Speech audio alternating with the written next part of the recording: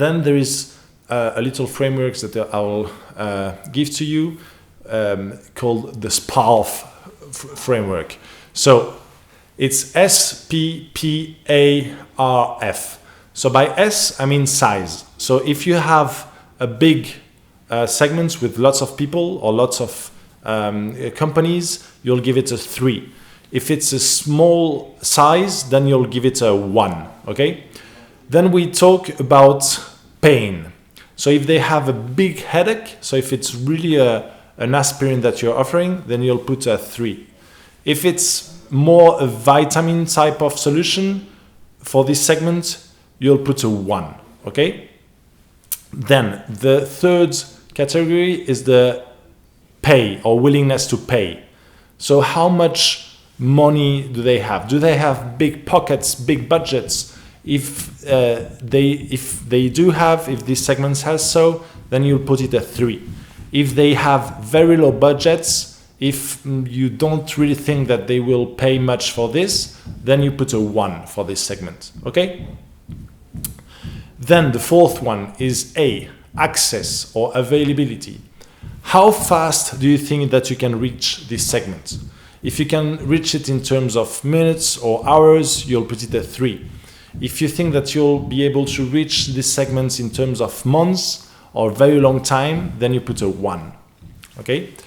Then the fifth one is readiness, okay? How fast will adopt this segment or might adopt this segment your solution? Are they already trying to do something to solve the problem that you're trying to solve? If they're doing something already, you put a 3, okay? If they're not doing anything at all, if they're completely passive, then you put a 1. And finally, the frequency, F, frequency. We know the toothbrush test, quite a test implemented by or being popular by Google, said that usually people tend to brush their teeth twice a day, or ideally 3 times a day, right? So if they have very frequent usage of a solution or a habit, then you will put a 3, because it will be very difficult once adopted to change their habits, right? And if they're just doing it, let's say once a year, then you put it a 1, okay?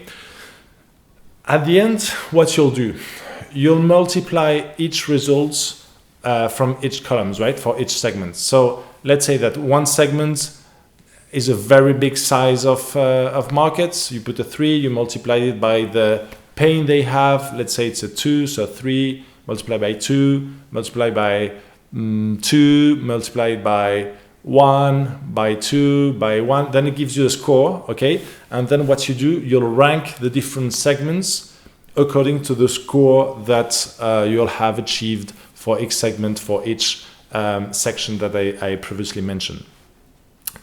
It won't be a perfect and scientific solution, but entrepreneurship or innovation is more an art than a science, right? So at the end, you'll be able to know which segments might be the most appropriate to start with, okay? And then in reality, when you'll start really jumping into the matter with these segments, then you might have to readapt the scores or you gave to each section. So, you know, the segment that was the first one might go to the third one, the second one might jump to the top. So this is a framework for you to help you know which or where to start with, okay?